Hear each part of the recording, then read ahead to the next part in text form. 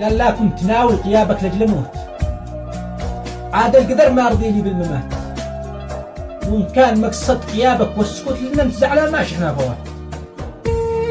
أدخلتني في شباك العنكبوت، إيش قصتك قول لي وش النية؟ قال لا نيتك ترمني لا بطموت، لا سامحك دام النية شمال، أنا سقيتك عسل صافي وتوت وعذب من نهر دجلة والفرات، وسقيتني السم على القم بالشفوت، هذا جزاء مثل الناس البوات. الله أكبر.